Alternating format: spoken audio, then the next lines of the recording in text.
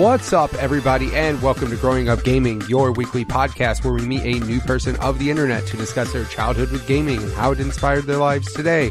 My name is Mitch Power. Again, thank you guys so much for returning each and every week to the show.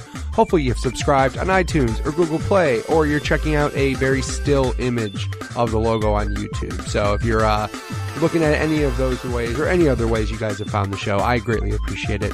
This week on the show, we have our guest. His name is Nate McKinney. I met this man on Twitter. Just like lately, I've been meeting a lot of these wonderful guests and everything on Twitter, just through the different friends, connections, Twitter sphere, as I like to call it. Just happen to run across these awesome people, and they're very nice enough to share their time and share all their stories. So if you guys want to be in the show just like he was, go ahead and send me a tweet at MitchPower1116 on Twitter, or at the podcast Twitter page, which is at GUG Podcast on Twitter. Without further ado, let's get things started with Nate McKinney. Do you remember what initially got you started playing games? Was it a family member? Was it a friend? Was it a cool commercial you saw on Nickelodeon? Like, what got you started? I do, actually. I might have... I imagine maybe I played, like, Mario or Duck Hunt or something very early. My aunt had an NES at her house, so that was always a staple. But the first, really memory, cognizant memory I have of playing video games and it being meaningful was playing Mortal Kombat with my older cousin Mikey. And how old were you playing that? Too young, probably 6 or 7. That's fine. I mean, it's all right. It's fine. I think there's a threshold of where your brain is still too stupid to realize what's happening. It's just bright colors on your screen, so it's not really causing damage. But then there's definitely an age where it's ooh, maybe we'll keep it away from that shit. Well, he had it on the Sega Genesis too, so I mean, as we all know, version. The good version, yeah. The good version, not that Super Nintendo shit. Exactly. I distinctly remember a night where my Aunt Debbie came out. I was staying the night or something. My Aunt Debbie came out, and kudos to her for being an educated parent or whatever, but she came out and she was like, all right, Mikey, the blood's turned off, right? And he said the blood was turned off, and then of course as soon as she went to bed, he turned the blood on and immediately began showing me special moves and fatalities and all that fun shit. Right. Yeah, because I mean, of course, that's the number one thing that you need to do is you need to make sure that when you have a young one, you got to make sure you just start you out right. Just here's here's how the world works. I'm going to rip this guy's heart out. Exactly. And stare at it and then uppercut people into a pit of spikes, because that's what happens out in the real world. Absolutely. Got to make sure you mention, hey, little Nate, this is how the world works. That's how the workforce is. One day, a guy's going to come bicycle kick you in the face and then throw a fireball at you. You need to be ready for it. And then sooner or later, he will turn into a dragon and fucking eat bite your torso off. Yeah, exactly. That's what you got to watch out for. Well, the other distinct memory I have of that is, I was like I said, 6 or 7. I was a dumb fucking kid. I didn't know. So, sometimes my cousin would have me pick the same character as he did, and then he would beat me, but he would tell me I won. Aww. And I was, I know. He was really a lot like my older brother growing up, because I was an only child. But yeah, he would tell me I won, and I was an idiot, and I believed it. And then many years later, I was like, huh. That's really cool of him, though. I mean, see, here's the thing: you either got those different types of things. Like, for example, you get those siblings that you want to try to see them get along and stuff, but then you get those siblings that just hate each other's guts. Yeah. One of them just an asshole to the little one or whatever. Yeah, exactly. There's those siblings out there where you'll play a game and they'll want you to play just so they can whoop the shit out of you over and over and over again. Just degrade you and just break down any sense of self-worth that you have. Yeah, exactly, because that builds character when you're a child. Absolutely. But no, I mean, that's actually really cool that he was like, oh man, you beat me. That's super cool. That's really nice of him. I've seen, I mean, of course I have kids, and my daughter my wife and I were just playing Overcooked 2 the other night, and wow, okay, yeah, brave. No, dude, we're good, man. Okay, all right. I was gonna say I've heard stories about that in relationships. No. It is, believe me, it is. So there are moments. There's only been one moment where me and her looked at each other like, should we just file for divorce now? But should we call a lawyer? Should I just get the lawyer's number? Let's just fucking get it over with. No, but there was but the thing that's crazy is I actually feel that playing that game has actually made us communicate better, which is... I can see that. Which, dude, because in that game, you have to fucking talk to each other. Oh, like, absolutely, yeah. I played the first one with a buddy of mine, and totally. Yeah, and but my wife and I are, like, really obsessed to the point where we 3-starred every level. Like, we don't... Like, oh, there's no way we're going to get 3 stars now. We gotta go back. Yeah, like when we look at it, we're like, fuck, man. And then we look at each other, like, talking. It's funny, because, like, after the level's over, we talk about it. We're like, what did you do? What did you do? Exactly, yes, so you just reevaluate everything. Yeah, what do we need to do? We need to put the meat here. We need to put this here. This, do this, do this. And you got to cut the onions, then do this. Yeah. Yeah. Like, we got it all prepped out. But what's funny is, it's such a cool game. Yeah, oh, it's amazing. Anybody, like, here's the thing. I can't imagine that game being too fun by yourself, though, to be honest. Like, no way. It's totally dependent. Or even, like, online.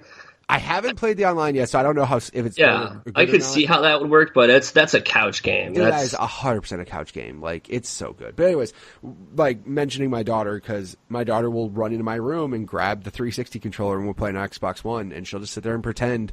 And then, of course, when we win, we're like, we won! And she just gets all excited. I'm like, yeah, that's what you do when you're a kid, but then those kids quickly grow up and go, I'm not playing this shit. Like, what do you... Let me play something. So... Yeah, just the other day, like, I gave her Mario Kart 8 on the Switch, and I turned on all the assists, so basically she can't fuck up if she tried. Right. And she's just sitting there playing, and she's having a good time. But, you know, back then they didn't have those kinds of assists for us. They just... Oh, yeah, no, man. I played Lion King on the Genesis. I know what's up. Yeah, you know what it feels like to feel pain. Dude, yeah, like, because back then there was no... That was our Dark Souls, man. Yeah, exactly. Like, we had our own versions of Dark Souls. Fucking Batman for NES for some reason fucked me up. Oh, jeez. I remember Friday the 13th. That was a brutal one. Yeah, Friday the 13th, I remember just, like, not giving... I was like, where are these fucking zombies in these movies? Like, yeah, of course they took liberties with all these licenses, but then you shit your pants because you're like, I can't kill this dude. I don't know what to do. So, yeah. And I mean, again, they didn't have the awesome internet to tell you what to do. You had to fucking call Nintendo or have a, you know... you can call Nintendo or you can get Nintendo Power. Nintendo Power, yeah. Jesus. Yeah, so that was back in the day. How did anyone, like, not call Nintendo on Nintendo Power? Like, it was basically just a giant, like, marketing magazine. Oh, yeah. I mean, it was like one giant commercial that came out every fucking month. One day I remember one day distinctly realizing that and, like, how did nobody say anything about this? Yeah, I mean, that happens, though. I mean, like, you know, the best thing is official Xbox magazine's owned by Microsoft, like, and you know, they have a firm stake in that magazine. Yeah, I mean, I would like to think there's a little more integrity there. Nintendo Power was like, hey, play Fester's Quest. It's awesome. Yeah, nobody fucking yeah. I mean, dude, the thing is, though, I mean, that's the other thing, too, is, like, back in the day, gaming magazines were... I mean, I never got too many of them, but I remember getting one and hanging on to it forever and just looking at every ad. But the funny thing is, those magazines felt like they were like 200 pages and like 12 pages of content, and the rest is just and the rest were ads. Yes. Yeah, but again, you just stared at those ads all the time, just like, man, wouldn't that be such a good game? I would be at the library and I would stare at issues of GamePro and stuff. There you go. Yeah, I had. I remember there was a local grocery store we used to go to, and the first thing you walk in, there was just like magazines and books to the left. And I remember just going over there and just like looking. Oh yeah, I would immediately leave my mom's side and whatever. I'd be like, I'm gonna go to the magazine now, look at video game stuff. Yep, there was that, and then right past it at this grocery store I went to was the video rental store. So it like went hand in hand. Yeah. I would just like look at shit, and I'm like, oh, is this out? And I'd run over to the video store and look while my mom's actually, you know, doing something productive, and I'm just sitting there looking at shit.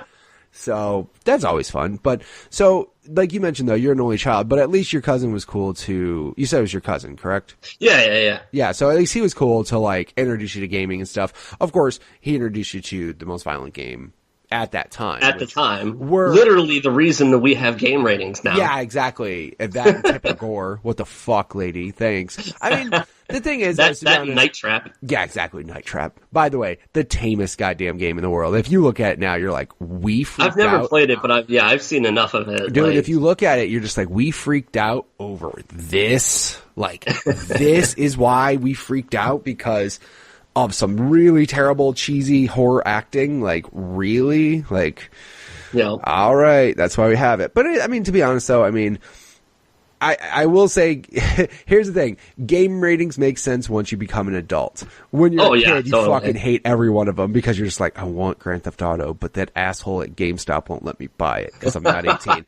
But when you become, like, I mean, for me, for example, thankfully, I'm completely aware of what games are content-wise, like what's in each game, right? But you get those parents that are just straight stupid, that have no fucking clue, don't give a shit and just get their kid whatever their kid bitches about. Little Timmy wants the new video game. Yep, okay. Dude, I used to work at a game store and like I had to tell I can imagine parents, the stories you have. Yeah, I mean there was times where kids would come in and I'd be like, "Yo, no fucking way." I'm like, "Where's your parent at?" And they're like, "In the car." And then there were some parents that would come in and be pissed that I made them come in. I'm like, yo, I'm just doing do you know what's in this game? Yeah, like real quick. And then like there was parents that just go, I don't give a shit. Like, I'm here, he's fine, he can buy it. And I'm like, okay, I have to sell it to you, just to let you know. I can't fucking hand Grand Theft Auto San Andreas to a 9-year-old. Your 7-year-old. Yeah, like, sorry lady, I have to have you buy this shit. But then there were stories of, you know, the sad face when I'm like, you have to go get your parents. And they go, and then they know their parents are going to say yes. As soon as they're like, why do you need me in here? I'm like, well, it's mature rated. I have to buy, you know, and they're like, wait, what game is he buying? And the kid looked at me like, bro, don't fucking rat me out. And I'm like, don't be a snitch, bro. I'm like, yo, sorry, man. It's my fucking job. I can't just do this.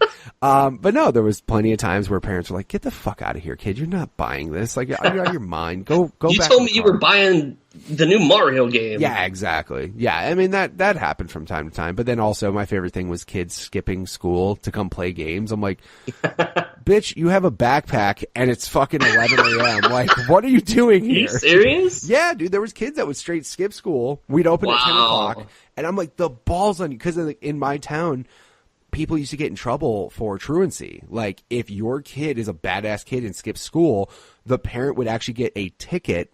Like, oh shit! Yo, your kid is fucking up, and he's not in school when he should be. This is your responsibility to make sure he's in school, not roaming the streets. And people got in trouble, like got citations and tickets and shit. That's crazy. For truancy. And all the time, dude, I had to call the cops because I'm like, because if kids hung out and I didn't call, it was a problem. So like again, I'd have a kid walk in with his fucking backpack, and like as soon as we open at 10 a.m., and I'm like, dude, I know you're not 18.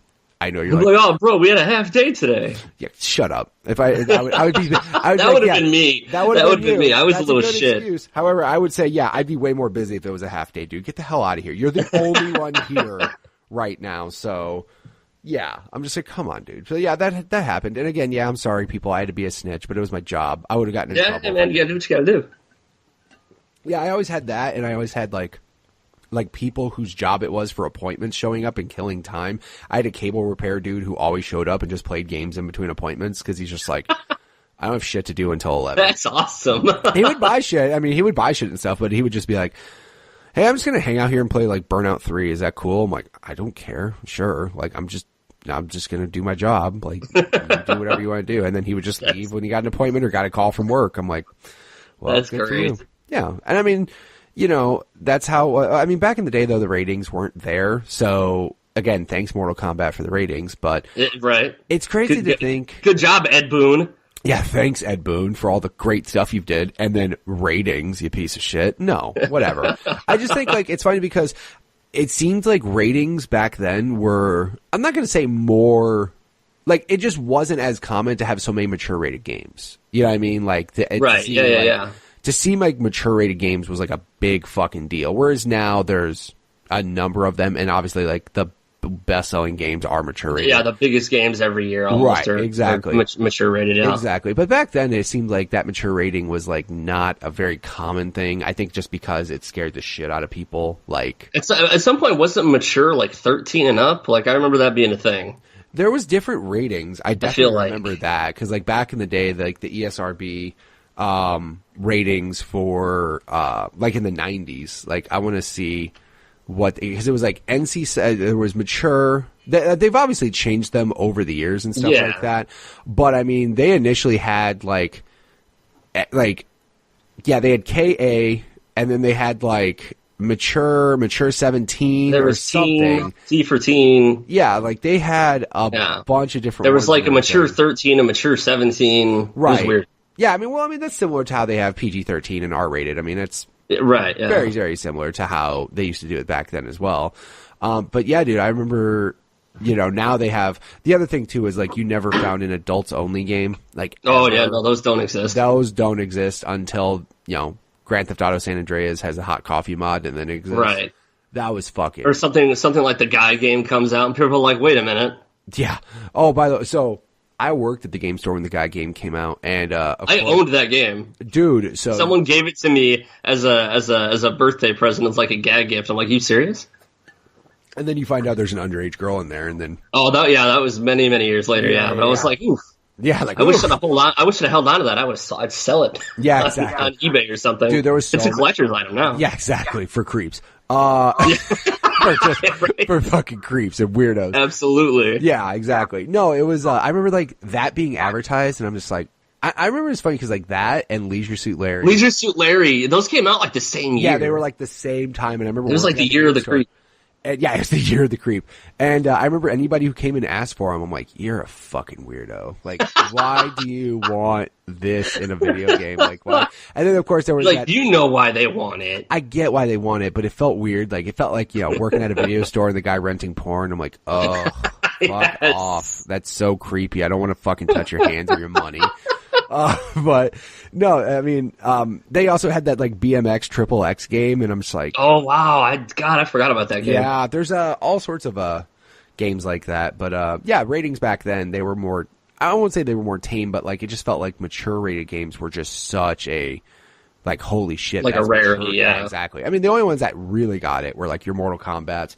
Other than that, I'm trying to think of like how many other games back in the day were like even rated that terribly, you know what I mean? As far as I can't. Besides Mortal Kombat, I can't really remember. Right. I mean, because like like I said, very back in the day, like there just wasn't. There was like K through A. God, man, there was just so many weird, different things that they had. But yeah, there was E for Everyone, and that kind of replaced K through A, I think. Right. Yeah, there was E for Everyone. Yeah, that was K through A. I'm sure, yeah, I'm not finding it right now, but that's fine.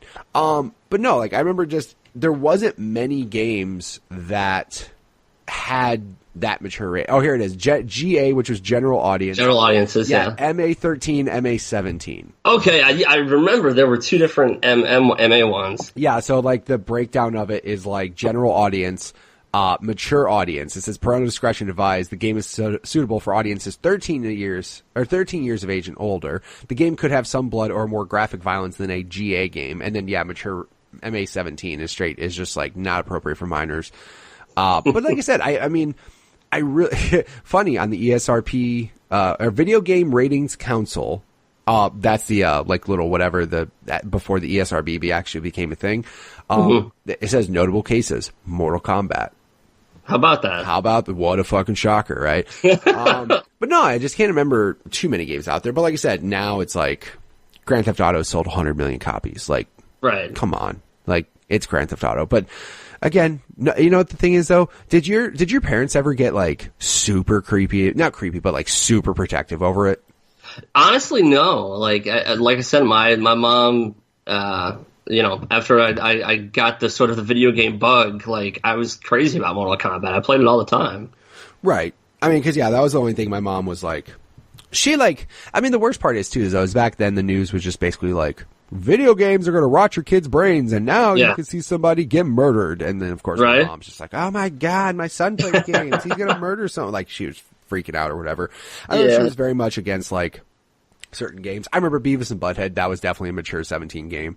Oh yeah, yeah. That was like definitely one of them. I wasn't allowed to watch that show as a kid, and I don't remember if I was allowed to rent the game or not. I definitely was not allowed to watch the show. However, I snuck the shit out of that show. I would watch it, like, and then if I heard somebody coming, I'd change the channel real fast.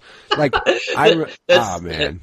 It's a funny story that you bring up. That's another thing that my cousin Mikey would expose me to when nobody else was around. He would let me watch Beavis and Butthead with him. Nice, there you go. Dude, your cousin sounds awesome. He's like, hey. He was a cool guy. Yeah, I mean, like I said, he was kind of your older brother, so that's cool though. I mean, he showed you all the cool shit an older brother would be like, yo, check out Beavis and Butthead, check out Mortal Kombat. Like my uncle was in a way that same way. Like he showed me yeah, I remember he took me to Hooters for my birthday, and I was like 9 or 10 or something, and I'm like, this is the greatest thing ever. I was like, yes, thank you. Let's do this. But no, I mean, like, you always had those cool older figures. Like, did your parents ever play games with you, like, at all, or were they kind of just like, that's a kid's thing, I don't mess with that? That wasn't really a thing. My mom never really hopped on the controller with me or anything. Right. I mean, that's the thing, is like, some parents, like, it depends on, like, I guess just the generation, because some parents were like Nintendo parents or like Atari kids and shit, and like, you know, they would play games and they would somewhat understand, but I mean, as long as they were cool with you playing and they weren't all like, video games are going to rot your head, you know, as long Go as they were encouraging. Yeah, exactly. Go outside. Where did you grow up, by the way? I grew up in Whiting, Indiana, which is a suburb of Chicago. It's like half hour away from the city. Yeah, I grew up in Rockford, Illinois, which is a complete fucking dump. Okay, all right, yeah, holy shit. Yeah, I know Rockford. Yeah, no, you shouldn't, though. It's a fucking dump. I know. I lived in Beecher for a while, man. There you go. Yeah, I mean, so that's the thing, too, is like, it depends on the environment that you're in, too, because like, it's funny because wintertime during that time was like, definitely stay inside and play games. Oh yeah, no. Like, you don't fucking go outside at all. Like, here I live in Arizona now, so it's the opposite, whereas in the summertime it's like, you go outside, you're gonna die. You're gonna die out there. You're going to die. You need to stay inside. But then, like, during the winter time here, it's like, yo, man, it's like 70 degrees. It's gorgeous. Let's go outside. So it's literally the exact opposite. Like, I feel bad. The exact opposite of Chicago winters, yeah. It feels so different because I tell my kids all the time, like, hey, you should get outside and play more. And, like, my son went to the park today, and it's like 107 outside. And he came back, and he's just like, Dad, it's so friggin' hot out there. I'm like, yeah, you're right. I'm gonna die. Let's go home. Yeah, I'm like, yeah, you're probably right. You shouldn't be out there dying. Like, that's probably not a good thing. But no, I mean, like, back in those days, the winter times were like, that's where you'll die, is if you go outside in, like, in Illinois or Indiana winter. Like, you gotta stay inside and play games. Got a lot of video game playing done over Christmas break. Oh, yeah. Dude. Christmas break when you're a kid and you get the games, you get 2 weeks off. And then if you got lucky enough, there'd be like a blizzard or a snowstorm, and Christmas break would be even longer. And you're like, this is the greatest day ever. Oh, it was the best. It was the best. And yeah, that's the thing I will say. My kids will never know snow days. They just won't. I will say, though, one day I was weirded out. It rains. Well, so when it rains in Arizona, they have these things called monsoons, which is just really a lot of rain really quickly. Like, it's just, it gets insane real fast. The difference is out here, the water doesn't go into the ground because it's so hard and dry. So it just never thought about that. It just sits on top of the dirt. So literally it floods so fast. Everywhere. And it's crazy. Like, roads will just be gone. And you're like, yo, how am I getting home? This is crazy. But my kids, one morning, I went to go drive to the school, and the roads were all blocked off. And I'm like, what the fuck? And I called the school, and it's like, school's closed because of flooding. You can't get into the school. And I was like, my kids just experienced a flood day. Yep, a flood day, wow. And it only happened one time in the 11 years we've been here, but I was like, that's the closest you'll ever get to having a day off school. The magic of a snow day. Yeah, exactly. Yeah, so snow days, though, those were, I mean, it depends, right? I mean, because for me, I hated the cold. Like, here's what I thought. Sledding was super fun until you got snow inside your snowsuit, and you were like, fuck this. And then you were done. It was over. Done. I don't want to do this shit. I'm wet. I'm cold. This isn't magical anymore. Yeah, exactly. So that's when you stay inside and play games. And that was the day my innocence died. Yeah, exactly. Yeah, I mean, I just, that was the thing with, especially the Christmas break, though, man. Illinois, like, it's just that, snowed in Christmas break, video games, nothing else to do. Waking up early, turning on the radio station, listening to the local news or whatever. Yep. And they would list all the snow day closings. Yep. And then you always got dicked because your school, for whatever reason, was the only one that didn't get closed. Dude. Whiting was like that all the time. Like, there were specific days where my mom, I remember, would call in the school and be like, my kid is not coming to school. He's not walking to school today. Yeah. Like, I'm aware your buses are running, but it is hell outside. I am not doing that. I had that happen a couple times where my parents were just like, no, we can't even get outside of our fucking house. There's like 3 feet of snow.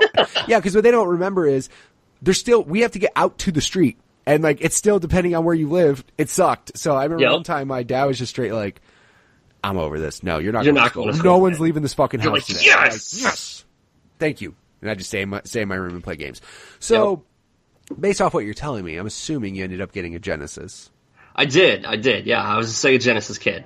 So, did you ever? So obviously, like, I would assume you had friends at school and stuff that also played games. Were you the Genesis kid, or did your other friends have Genesis as well, or were they more Super Nintendo? It so happened like my two best friends growing up were also Sega Genesis kids, so I was kind of fortunate there. But it also meant that I never really got exposed to anything like on Super Nintendo or anything like that. I was literally the same way. Like, and again, it's a coincidence. Your best friends happen to be Sega Genesis kids. Maybe they were your best friends because they had Sega Genesis. And maybe that might be.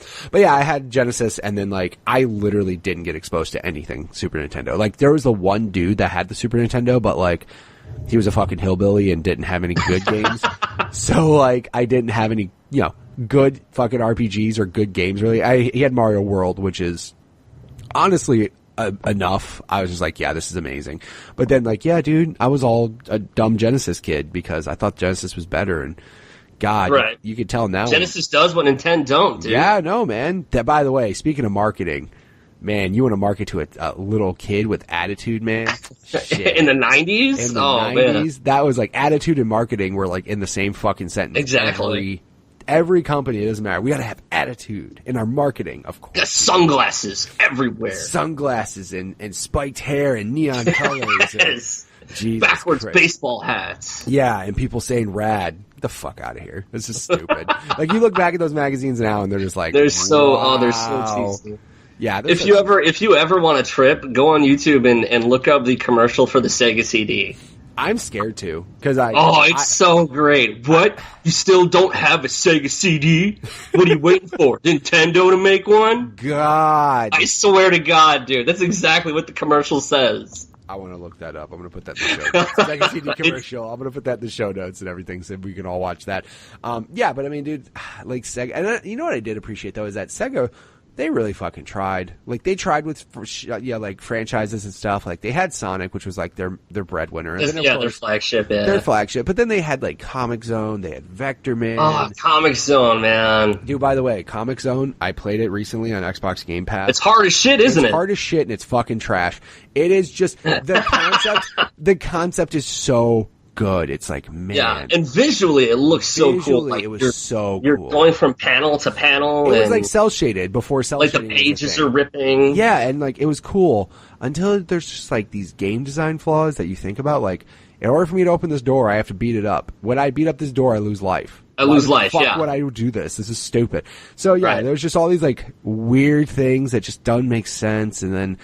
But I mean, again, back in the day, I was like, that was the shit. And here's the other thing you quickly forget too, is that games didn't last that long back then. No, they didn't. Like, if you knew what you were doing, you could, I mean, people speedrun those old games, like, in 40 minutes or less now. Right. Which is just insanity. But like, also, if you didn't know what you were doing, you could still beat the game in like 2 hours. Right. Let me rephrase that. As long as you beat it one session. Because like Comic Zone, they didn't give a fuck. They were like, oh, you're at this world? All right, whatever. And then we're just going to start you back from the beginning. And you've only got 3 lives and... Yep, 3 lives, and hope you don't suck at the game because you're going to fucking play this a lot. But no, I mean, like, that was the thing I appreciated, them trying new things. It's just obviously, like, none of them stuck. I just keep thinking today, like, if there was a Comic Zone today, like, with the art style and, like... that would be so cool. It would be cool, but also, too, just don't let those same people who had those gameplay ideas fucking do the next... Like, no. Jesus. Yeah, it was bad. And, of course, Vector Man I just thought was cool because it was, like, the first, like, 3D-ish... I had Vector Man 2... Yeah. Right. I don't know if I ever played the first one, but I had the second turn into a tank. I thought that was the coolest shit ever. Yes, and like you had like a scorpion power up. Yep. There's just all this cool shit. And I mean, again, it was just like, you play it now and you're like, yeah. That's right, but back then it was cool to see something that was even like remotely 3D. Yeah. I remember that and Toy Story coming out, and they were like that 2.5D style. Yeah, like, I rented Toy Story quite a few times, I remember. Yeah, and I mean, again, like, it was whatever. It was just a platformer. But I just thought, like, graphically, I was like, wow, this looks really cool. I just liked how they had that art style. And, again, back in the day before PlayStation and everything else started coming out, that was as close as you were getting to 3D. And then the worst is, like, I didn't even realize this, but apparently Virtual Fighter came out on Genesis, and I'm like, ugh. Yeah. No, it does not It I bet does that not game look good runs at like all. fucking trash. I bet that game runs at 5 frames a second. Like, it Oh, yeah. probably runs terribly. That's another one I rented a couple times. Yeah, that was the other thing. They had it on 32X too. Yeah, I do remember that because obviously I owned a 32X, by the way. I did too. Yes, you're literally like one of the first people I've ever talked to that Just also bad owned one. decisions, man. And like, I had the old school Genesis, Mushroom-shaped piece of shit. You God, that thing sucked. I had the old Genesis that had like the headphone jack on it. Like, do you remember? Oh, the original one. The original model, yeah. They had the headphone jack. It had like the volume slider, and I was like, who the fuck plugs in a headphone? This is stupid. I had the Model 2 one, the next one they came out like with. the good one. Smaller. Yeah, like the one that everybody and their mother had. Yeah, I had that old one, and people looked at me like I was something was wrong with me. I'm like, ooh. But yeah, and then like the CD, and then the 32. It's just. Sega tried to make that thing like a transformer. They just tried, but then, making certain design decisions like 3 separate power supplies, like makes any sort of fucking sense in the world. But yeah, if you had the CD and the 32X attached to that thing, it looked like your Genesis was on life support. Yeah, it really did. It just had like all this shit attached to it. And of course, it had those big power bricks, so you had to get like extension cords out of it. God, I don't miss those. Yeah, nobody misses those. Kids today will never understand. They won't. I mean, I still have to deal with them certain things. Like I have a router. Here's the craziest thing. I actually got a new router that had a power brick like the old 360 did. What? I have a Nighthawk router that like dude, it has a fucking power brick, and I'm like, whoa, why does this router have a power brick like a 360? It's not as big as the 360 one, but still, it's like a separate power supply like that. I'm like, yeah, it's like you'd never see it anymore, right? I was like, Jesus, like this router must be really.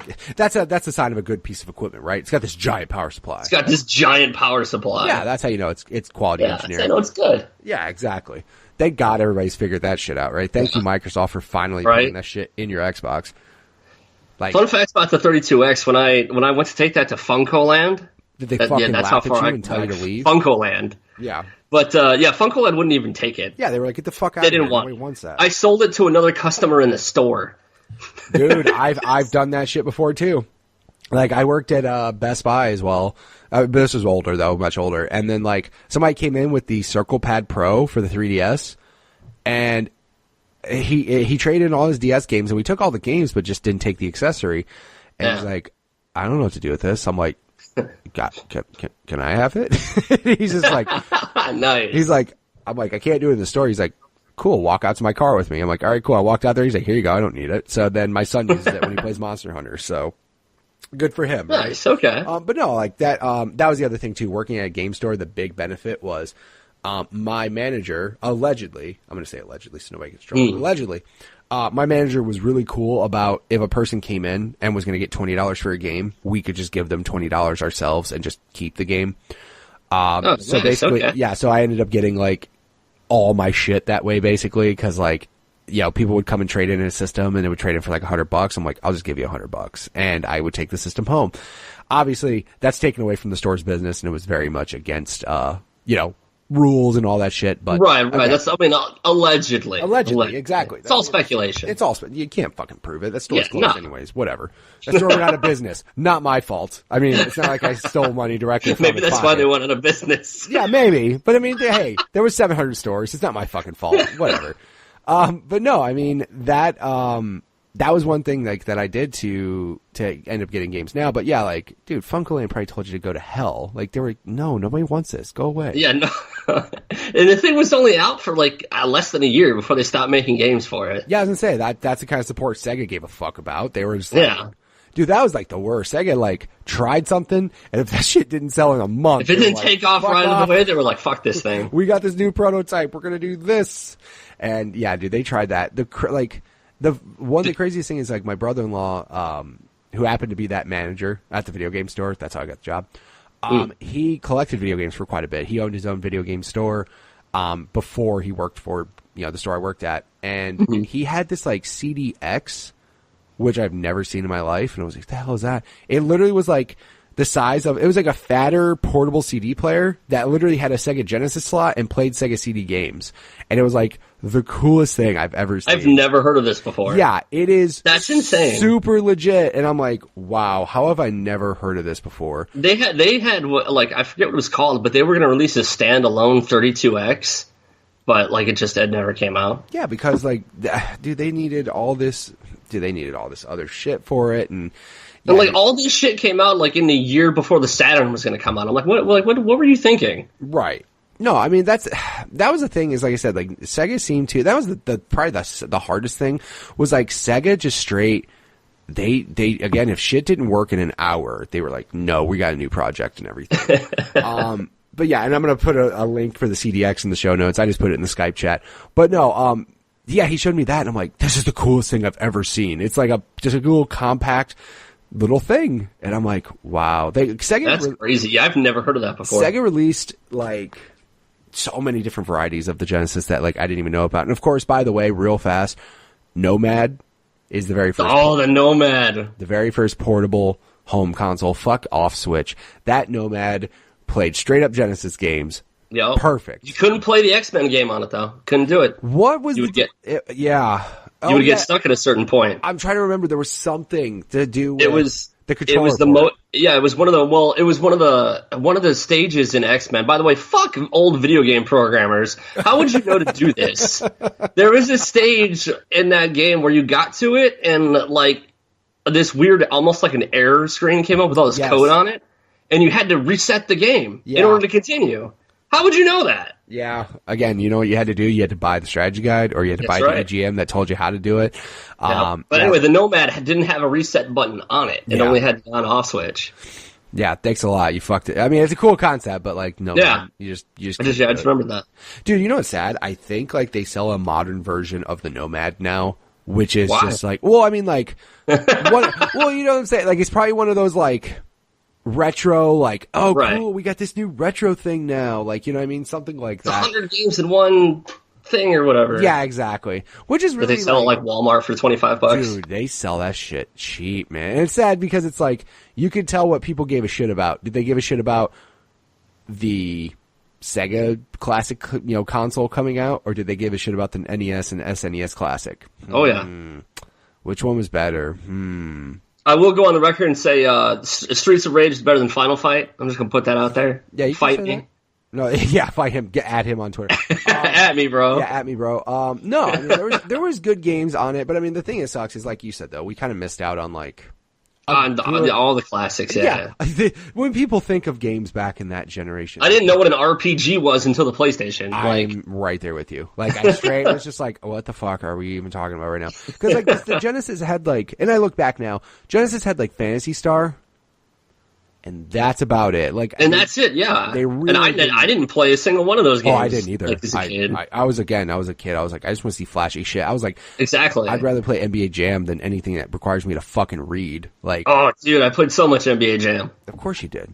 Like, of course, dude. If you had a Genesis, like, that's the thing is, I think like, if you just think back, like, if you were a Genesis kid, there were just staples that you had, and then the same thing with Super. Like, if you were a Super Nintendo, I mean, Mortal Kombat, NBA Jam and stuff, but then there was like just games that like you fucking loved because it was the Genesis had the quote unquote better version, or the Super. That was the other thing too, is like certain licensed games were entirely different. Depending on which one you had. Entirely different, like Aladdin. Yeah, completely different studios doing the games. Like, it was just weird. I'm like, you got to make them so vastly different, like you can't just make the shit look the same. But whatever. I mean, it's fine. It's no big deal, right? I mean, like I said, that was like, now it's like, who gives a shit? You can play Limbo on your Xbox, on your iPad, on your fucking phone, and it's all the the same game. It's and that's another accomplishment too. Good for them, because, like, again, they're making games running on portable devices, which is just kind of crazy. But whatever. I mean, that's the one thing though. So Fortnite has slightly taken over my life.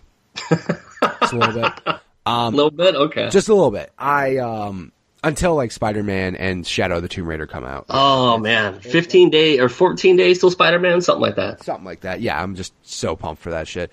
But for now, I've just been playing Fortnite, and then like I have a Galaxy phone, and they announced Fortnite's on the Galaxy phones. You could play it if you want to, and I played Fortnite. I just downloaded it to see how it runs.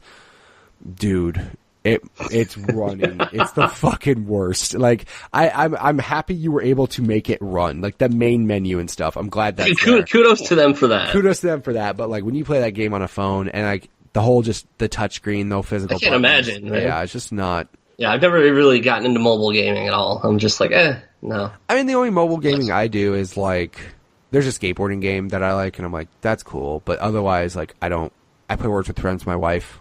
That's about it. You know what I mean? Like, the mobile gaming thing, like, I think it's cool that, like, certain like, dude, Knights of the Old Republic is on iPad, which is fucking crazy. Like, that's insane. That's nuts. That's nuts. A 360 game, and that shit's running on an iPad? Like, that's pretty cool. And of course, games like Limbo and stuff. And I think it's cool to get more games out to more people just so they experience it. Yeah, for sure. People that wouldn't like normally pick up an Xbox controller or whatever. Like, yeah, I mean, Limbo is definitely a type of game that doesn't require much, and like, it's a pretty universal game, and it's a really good game. And if you haven't played it, quit fucking up. Pause the podcast, go play it, and then come back.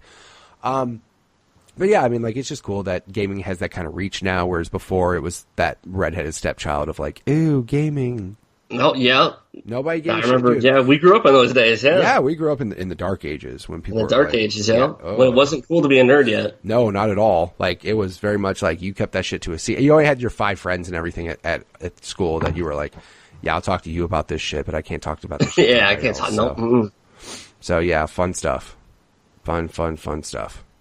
So, as far as it goes, though, as far as it goes with, like, progressing. So obviously you had Genesis, you had 32X, you got burned down on that shit. What is it like? Where did you continue on? Did you obviously brand loyalty? Didn't know I gave a fuck about brand loyalty then. So like, did you just go to PlayStation? I did. Yeah. I'll never forget. This is story time. I went over to a different cousin's house sometime in 1998, and I saw a PlayStation really for the first time. And I saw Resident Evil 2. And Resident Evil 2 is my favorite game of all time now. But it just kind of coincided where like I had just really started to get into horror movies. Okay. And I had just seen Night of the Living Dead for the first time, like within the last 6 months or whatever. And I thought it was awesome. Not to put my hipster glasses on, but I was into zombies before zombies were cool.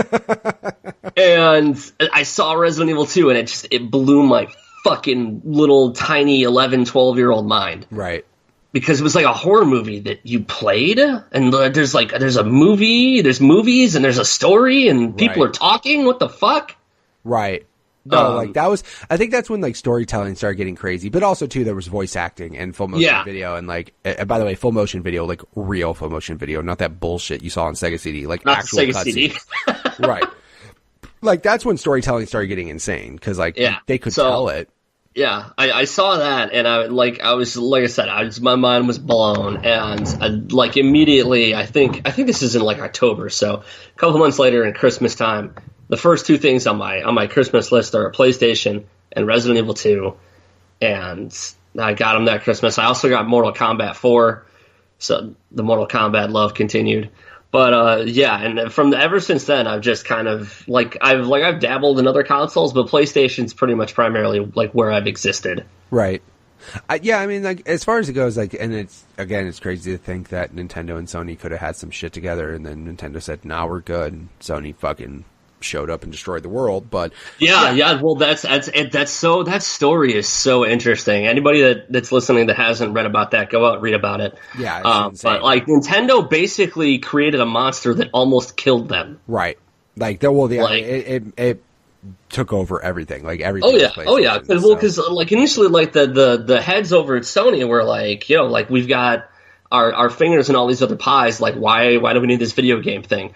And Kutaragi was like, no, like they fucked us. And then it became a thing about honor, and like very important in Japanese culture. And so they were like, go crush these guys. Yeah, which is just, again, like that's some next level shit. You know what I mean? That's just like that's some like, again, hardcore shit. They're just like, no, fuck like them. they got into video game consoles just to settle a grudge. Like, right. Well, again, like, I mean, that's insane. Yeah. And that was for me, like the whole brand loyalty thing. Cause I went from Nintendo to Genesis to PlayStation. Obviously I didn't give a shit. But I mean, afterwards it was kind of like all over the place. Like I just kind of messed around with everything. Cause like, I was getting older to the point where I could afford to purchase my own console. So like exactly, yeah. That's when you open up a little bit more, yeah. Right, because I mean, you're not limited to Christmases and birthdays getting exactly. shit. So whatever it is that your parents and whoever buys you. Right, exactly. So I mean, but I went PlayStation as well, and yeah, Resident Evil. I remember those types of games because like it's funny because. Again, I went the route of PlayStation. I didn't get a 64. So all those, like, awesome memories people have of playing Smash and GoldenEye and Perfect Dark, I didn't have, right? Yeah, I don't have any of that. Right, yeah. I don't have any of those. But the fun thing, though, is that it seemed like 64 was so concentrated on the multiplayer aspect, whereas PlayStation was super focused on, like, the narrative. Yes, and pushing narrative forward and things like that. Just because, like, the medium made it easy to have cutscenes and that shit, whereas 64 just... You could store so much more on a CD. Right, exactly. And not to mention games that are 3 or 4 discs long and shit. Right. Like, there's just so much. But, yeah, I remember, like, my buddies and I would go from playing, like, Mortal Kombat and NBA Jam together, right? And then when we got to PlayStation, we would just, like, buy... single player games. Like each of us would get a different single player game and we would just stay like doing the whole couch co-op thing, but just with that game, you know what I mean? Taking turns back and forth and shit. Cause like for whatever reason, that was our jam. Like we did that with Resident Evil. We did it with Metal Gear Solid. We did it with That's how I got introduced to Metal Gear Solid. One of my childhood best friends had it. And, he introduced me to it and I was like, what is this? Yeah. I mean, Metal Gear, I can't remember what got us initially started with Metal Gear. Like someone got it for Christmas and then we played it like during, again, one of those Christmas breaks and just mind blown. Like this is fucking crazy. And again, what's funny is now as you go back and look at that game, like the original, not the remake, the original, like, and graphically it's like laughable, Yeah, it's pretty rough. No one's heads move or no one's mouths move. So their heads fucking nodded all over the place when they talked.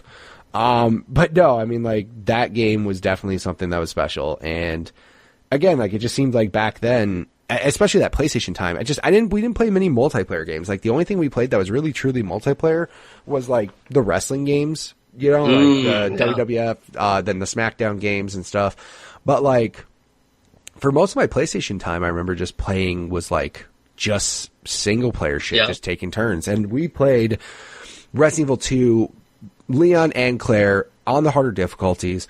Like got all the shit that we could. Oh yeah, I played that game to death Christmas break in 1998, and then we had that blizzard. So the blizzard of '98, I'm sure you remember. Yeah. So Christmas break was like a week longer than it normally was. Yep.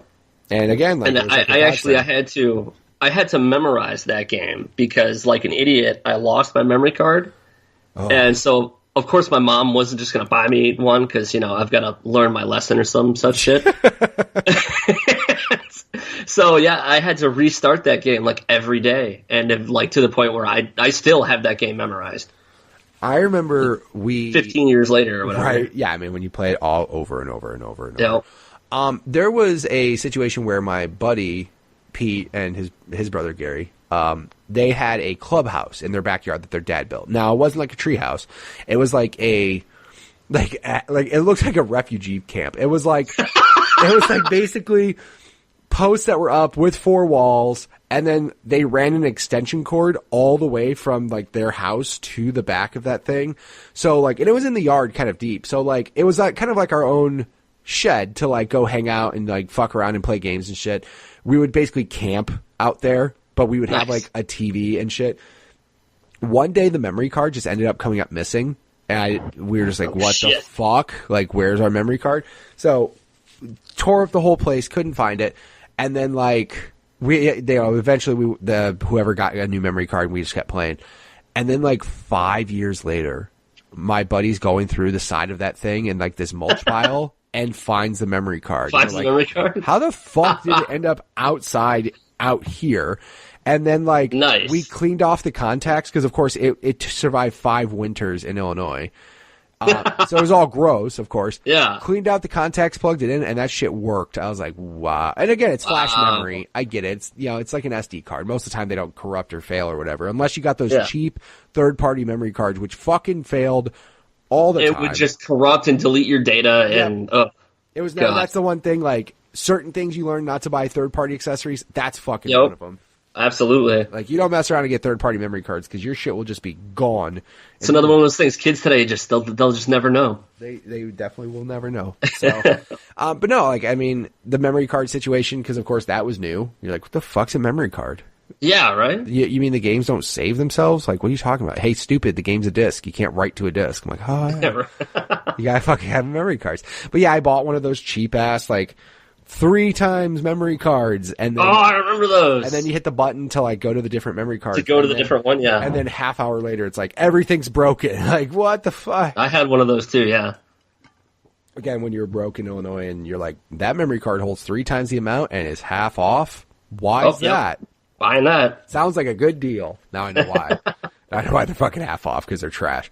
But yeah, so like you said, though, you kind of stuck it out with PlayStation. Like, you just kind of progressed and everything. Was there a point in time when, as you were growing up, you got out of video games? Like, was there ever a point where you're just like, something else took over your life and you were just like, video games are on the back burner?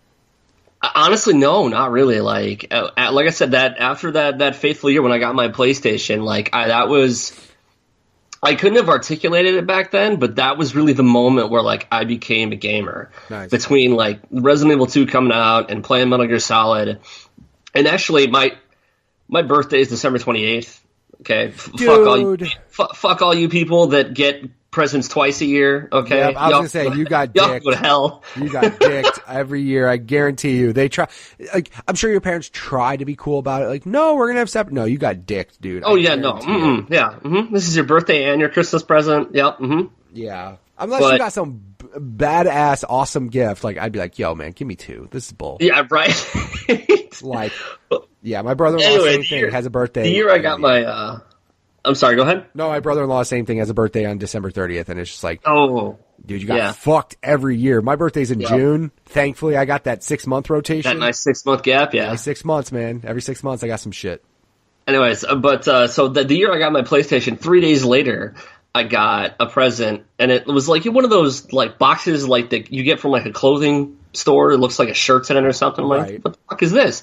I open it up. It was an issue of Electronic Gaming Monthly. Okay. And there was a sticky note attached to it that said I was going to get an issue a month for the next 2 years. My mom bought a subscription for some lady selling them at work. So of course, because that was a thing back then. Magazines. Yes. So, but yeah, so I mean that kind of whole period right there is like I became engrossed in games media, which I didn't know what that was back then, but pouring over the magazine every month, like ever since then, gaming. Like I said, like I couldn't have articulated it back then, but yeah, that was when like video games became something that I'm like, this is just part of my life now. And I think like a subscription to a magazine would definitely do that, because like as someone who didn't get a magazine often, like there was opportunities for me to see other things. Like when you get a magazine every month in the mail, you're just like, like you said, you're pouring over it each month, and you're just like looking at it and you're like, how do I not love video games? Like video games are awesome. And like that was the thing for me. A video game turned me off to video games, which is weird. But Tony Hawk turned me into a skateboarder, which I stopped playing video games for like 4 years because I just skateboarded for 4 years. I had a brief period after like Tony Hawk 1 and 2 came out where I tried skateboarding, wasn't very good at it. I more just like bought one because like my other friends also got one because of Tony Hawk, and Yeah, for sure though. Tony Hawk, like shout out to you because you literally made skateboarding like. There are people that are pro skaters now because of Tony Hawk's Because of Tony Hawk, yeah, which is crazy to think about. Yeah, it's insane to think about. Like, that was the big thing. But, like, for a period of time there, I didn't play shit. But, and then eventually I came back and was, like, in love again and just haven't stopped since. But, yeah, I mean, like, it's cool, though, that, like I said, at an early age you found something that you stuck with because, like, I don't know if you were like me. I had, like, 100 hobbies up until I found, like, skateboarding and video games. Like, I was into like this and into this and into this and into this. Like every year it was something different. Yeah, growing up it was like I did baseball, I did karate, and video games, and that was pretty much it. Dude, there was a year I was into like yo-yos. There was a year I was into like just weird shit, like Goosebump books, Pogs. Okay, yeah, Goosebump books. All right, yeah, I'll own that. What's up, man? I had a ton of those. Yeah, you did. I dude, yeah. It was again, that was my thing, because, like, remember the schools used to have the Scholastic things you could order shit from? And yes, the Scholastic book clubs, dude. Yes, and then you're like, where's the Goosebump book? Let me just buy that. It was always on the front page because they were like, because it was the popular thing. Yeah, exactly. Kids just want this shit, so let's just put this right up front. So yeah, I mean that was always the good thing and stuff. But I mean, it was, dude. I can imagine though getting a gaming month, EGM each month, and that's cool though. Like that's a cool gift to get. Just to be like, hey, by the way, here's 2 years of this. Because I'm assuming some woman was like, I'm sure it was probably for a fundraiser or some shit. Oh yeah, it was something for her kid's school, whatever. Yeah, exactly. Yeah, but I mean, that was the funny thing too. Is like, what magazine subscriptions? EGM. That's all you gave a shit about. You're like, I don't care if you have like Ebony or it was Newsweek. like EGM and Cosmo and like Daily Housekeeping or whatever. Yeah, nobody wants that shit. Put yourself EGM. But as you progress, so like you around like PlayStation 2 time and stuff, was that around the time you were able to start kind of funding your own gaming and stuff? That was shortly before. I got a PS2. I was lucky because that was usually behind on the gaming consoles. Like I said, I didn't get a PlayStation until 1998. So like some of the other kids in school had already had one for a while, right? An N64 and whatnot. PS2, I was fortunately able to get. My dad bought me one, and. Nice. Yeah, and it was like, I mean, it came out October 2001. I think I had one. I would have had one sooner, but he couldn't find one. I think I got mine in like March or April. So like within, like 6 months of it coming out. So this was there. I was still, a PlayStation guy. And then like once I got to high school and got my own job, so like 2003, then I started getting, like, a game. I got a GameCube. A GameCube is, to this day, my first and only Nintendo console. Wow. Because, yeah, I know. And the only reason I got it is because there was that period where Resident Evil was only on the GameCube, and I was like, what the fuck? Yeah, dude, shout out to Capcom for getting that shit locked down. Like, Nintendo. I was like, what do you fucking mean? It's Resident Evil 4 is not. Fuck you! Yeah, and then like a year later it came out on yeah, I know. If only I had known. Right, no, but real fast. Don't act like owning a GameCube wasn't fucking awesome. Cause like, oh, no, dude, Eternal Darkness? Yes, Twin Snakes? Yeah. They remade Metal Gear Solid? Oh, my God. Yeah. Never mind that, like, the Metal Gear Solid 2 gameplay completely broke that game. Yeah. But it was still cool. Yeah, I mean, like, it was just, yeah, I mean, the GameCube, that's crazy. The GameCube was your first and only Nintendo console. Holy shit. That's just never...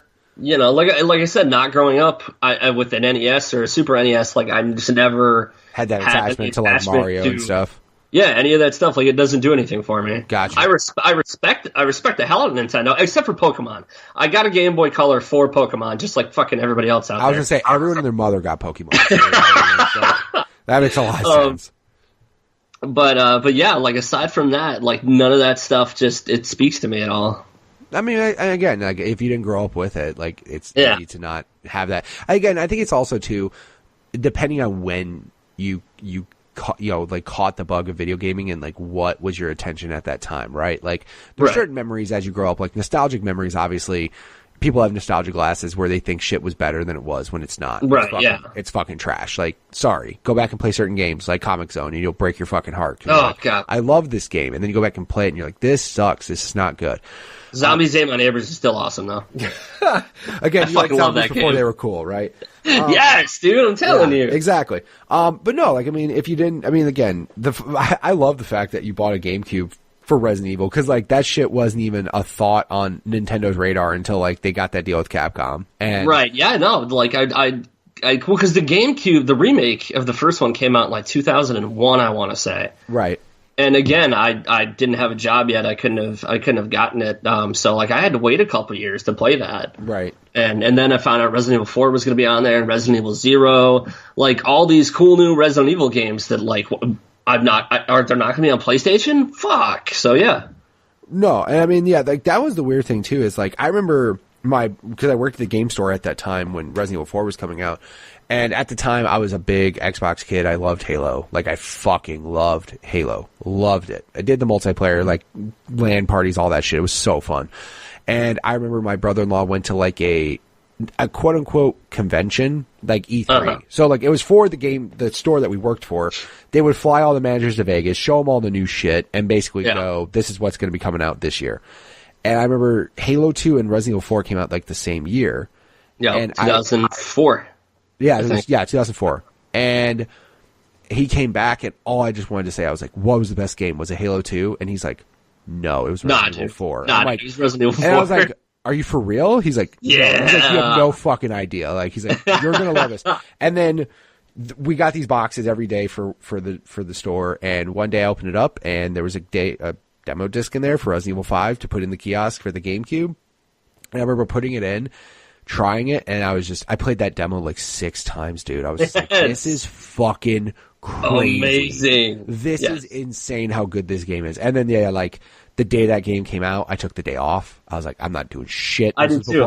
I cut school that day. Or not cut school, but I played hooky that day. Right. And I mean, like, this was before I had kids, and I was just like, no, I'm not doing shit. I'm not talking to my girlfriend, who's now my wife. I'm doing a damn thing today. I'm like, I'm taking this home and playing it. And I was like, just in love with that game. So, and then, yeah, of course, Capcom was just like, of course, we want everything everywhere. So then they started releasing shit for everybody else, but that's fine.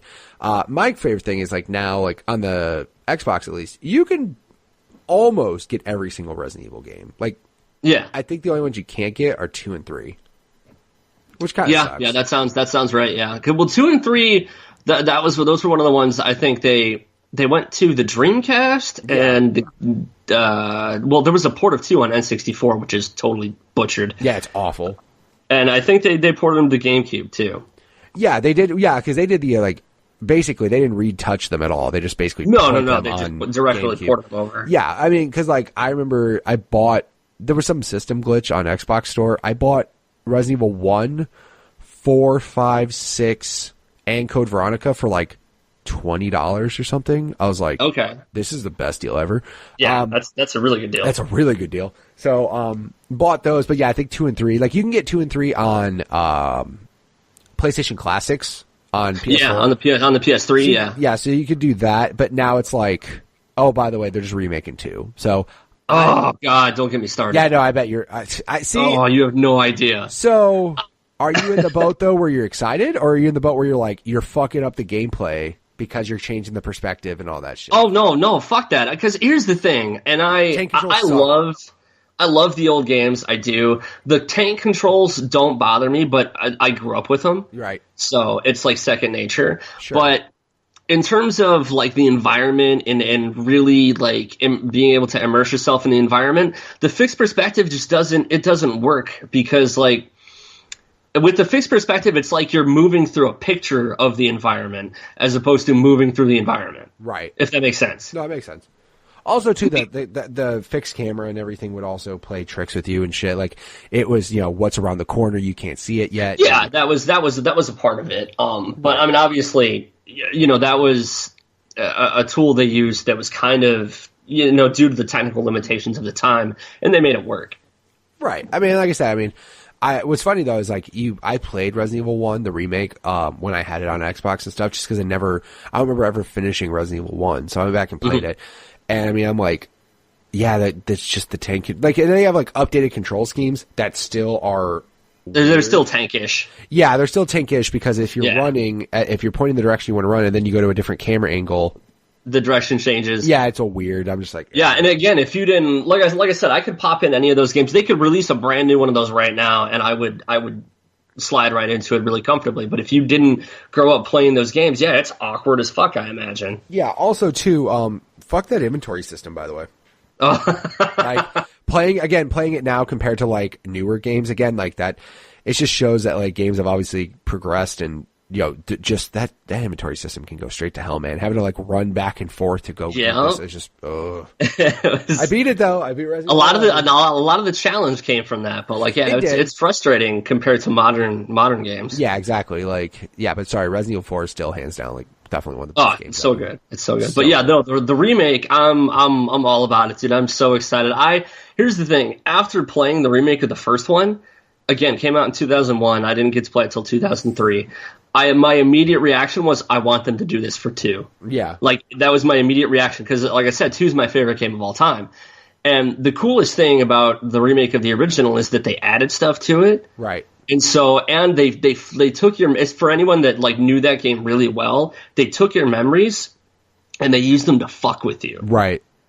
So like, that hallway you're running down in the original, when the dogs come through the window, you're expecting it to happen in the remake, and it doesn't happen right away. Like you're running through the hallway and like the glass breaks or the glass cracks, but it doesn't break. No dogs come through. And then you run through it a couple more times and nothing happens. So your guard's let down. And then when you run through like the fourth time, then the dogs come. Right. Like that was one of my favorite things about that game. And I just, I can't wait for the second one. Oh, so my when God. 2 comes out, he'll just disappear off Twitter. You won't find Oh, him. yeah, dude. No, I've already put in for that to have like 2 days off. Yeah. Yeah, I mean, everybody has their games like that. I would say mine's Kingdom Hearts. I'm still not convinced it's coming out. Everybody's saying January. I enjoyed the Kingdom Hearts games. The only ones I played were the primary games on. You're fine. You don't need to fuck around with the two. other ones. Like I'm a huge Kingdom Hearts fan, and they're fucking nonsense. But no, Yeah, just like 33 and a third in Dream Drop. Dream Drop Distance over and Birth by 1/3, Sleep, 0.5. Yeah, remix. Jesus Christ, 2.8. Like, go fuck off. 2.8. Like, I was so mad when I read 2.8 because I'm just like, you got to be shitting me. But no, I mean, like, I'm not convinced Kingdom Hearts 3 is a real game until It's a real game, yeah. It's Same. not real. It's all that shit they've shown us is just cool screenshots. I don't believe that shit is a real game until I see that in my hands physically. I don't. I just. Let's put it this way. I bought a PS3 thinking Kingdom Hearts 3 would happen on that, and it never did. It never did. And I feel you, man. Xbox. I feel you. But none of the other ones. Kingdom Hearts 2 came out my senior year in high school. Yeah, that was. I was working at the game store when that came out, and dude, I was like so jacked. And I remember somebody telling me like Kingdom Hearts was for babies, and I wanted to fucking Oh man, kill them. fuck that shit. I was like, fuck you. It was awesome. It is awesome, but don't play You're like, you shut your mouth. all those other spinoffs. Though seriously, like I love Kingdom Hearts and all, but you're just making the story more complicated to be more complicated. Like just knock this shit off. Like now you can play. The cool thing is like if you have the collections though, you can straight play them. And my favorite part is some of the collections, some of them are straight just cutscenes. Yes, don't they have just like story summaries or whatever? Or Yeah, just basically, cutscenes? like I think it's 358/2 or whatever. They're straight just like fuck you. Here's just cutscenes. 358/2. Yeah, they're like, you know what? You don't need to play this shit. We're just gonna give you cutscenes, and you can figure that shit out. But the funny part is, like, I remember trying to catch up on the story just because it's been forever since I played them. So I went on YouTube and watched like a 20-minute video. And you're like, who the fuck is Aqua? Dude, I'm like, what is going on? Afterwards, I felt like the Matrix where I'm like, I need to watch that again. like I need to watch it again to understand it. Like, what the fuck just happened? Yeah, that's how. It's the same thing with Fight Club. That's immediately how I felt after watching Fight Club. I'm like, okay, I have to watch this movie immediately right now to check all that shit out. And yeah, that's what I had to do. Afterwards, I was like, I still don't think I understand any of it. I don't know what's happening. I don't know what the fuck's going on. So like you said though, so obviously you kept going. You kept going PlayStation. You got a GameCube. Did you ever dabble in Xbox or no? I did. The game that made me want to dabble on Xbox is Knights of the Old Republic. Yep. Because I was like, wait, like it's a game where you can like choose the story and you can be a good guy or a bad guy. What? That was a big period of time when like that was a big deal, like choosing to be good or bad. Like that was a very big. And then shortly after that, like obviously with like then BioWare's next Jade Empire, right? Then Mass Effect, Dude, how is it that the fucking Xbox, the original Xbox, had like such solid RPGs, and now the three like, and now it's just I don't know, man. I don't know. Yeah, I mean, like they tried so hard, and then 360 they tried too. They had Lost Odyssey, Blue Dragon. Lost Odyssey is a great game. Everybody should play it. I'm just saying. It is, yeah. I mean, it's backwards compatible. Go buy it. For real, they tried, and then though quickly, like, dude, the Xbox One is sad for RPGs, but. If you have a PlayStation 4, you're in love because you got a ton of shit to you're play. sad. Dragon Quest is coming out soon. Oh boy. That's what I was saying. Like, there's just so many more RPGs. Persona 5. Yep, Persona 5. You have, dude. I mean, the thing is like, my favorite thing is there's always all these obscure, super like I'm gonna call them super JRPGs because they're just like next level nerd. Like you have to be into that shit to know what it is. And like, there's one like Rainbow Moon and shit. There's some like. I'm straight up talking games like I've never heard of in my entire life. And I follow games media pretty well. I know when big games are coming out and shit. And I'll hear some of the names of these titles and I'm like, what is this? Fuck is that? And then I look at it and it's just some like anime on the cover. I'm like, I'm like, it's probably some anime or some Japanese show. I don't know what the you're fuck going through the drop on the PlayStation blog. You're like, Ryan Clements, what are you talking about? Yeah, what are you saying? Are you saying words that make sense in a sentence? Because like the title doesn't make sense. I'm just like, I don't know. So, I mean, that happens. So, but now obviously, gaming has led you to a point where, you're playing. So, do you have currently right now? You only have like a PlayStation 4 right now? I have a PS4 and I have an Xbox One. Okay. I mean, I would say get a Switch, but you can get a Switch later. Yeah, like there's nothing there really now. Like when the full blown Pokemon game comes out on Switch, like I'll probably definitely want to play that. Not that bullshit. Hey, you Pikachu, like that. Yeah, no, not the Pikachu Go Eevee, blah blah blah. No, like that one's coming out next year. So yeah, that's cool. I mean, I will say having Switch is nice, but also if you didn't get one, especially like you said, you don't have that fixation on like the Nintendo franchises. Like they just never did that to you. Breath of the Wild, really good game. Super Mario Odyssey, really good game. I've played a bit of both of those in my friend's house because he has one. Right. Also, like I don't really travel much, and I know that's a lot of the appeal of the Switch is like you take it with you. I'm like portable gaming's never really been a space that I've been like super invested in. Like I said, it was really just Pokemon that I only ever played. Yeah, so I never really. I mean, as far as portable, I had a Game Boy for Pokemon. I had a PSP because I worked at the game store and I just needed to have one to like. And I had a 3DS and stuff. But like, it's always been console gaming for me. What's funny is I literally have the Switch, but I don't really travel that much. I just went to Vegas, so I took it with me there. Right. But like, when I played Breath of the Wild and Mario, like, I had it docked, playing with a controller, sitting on my couch. Like, and essentially, I own it just because I need my Nintendo exclusives. That's right. I have an Xbox One X and a 4K TV. Where do you think I'm playing shit mostly? You know what I mean? Like, yeah. If it's not like I'm playing Wolfenstein 2 on the Switch. Like, what the fuck? Like, like, what are you thinking? It's cool, but it's cool that they made it work. It's but awesome, but for real, like, it's a downgrade and a half. But yeah, nah. I love like my friend's review of Doom on the Switch. He's like, dude, have you checked out Doom on the Switch? I'm like, no. How is it? And his review was, surprisingly, it doesn't suck that bad. I'm like, that's a good review. It's not that terrible. It's not that terrible. I'm like, that's better than what I would have assumed. That's better than what I was expecting. Yeah. I was expecting horrible things you were about to say, but no, not terrible, not too bad. But when Doom Eternal comes out, is it going to run on that thing? No. God. Yeah, exactly. No, Bethesda will make it run on like PC ultra low settings. And, like, yeah, and those Joy-Cons, by the way, don't get me started. They're fucking junk. Get a Pro. I've heard horror stories about those things, man. Joy-Cons suck. Get a Pro controller. It's honestly, Pro controllers, it's awesome. It's great. And again, if you play portable, then you kind of have to deal with the Joy-Cons. But like, if you're at home and you pull those Joy-Cons off and plug them into a grip, go to hell. Go get a Pro controller. Like, go get a Pro controller. Yeah. Knock it off. Like, stop ruining your experience on the Switch by playing with those awful Joy-Cons. Stop it right now.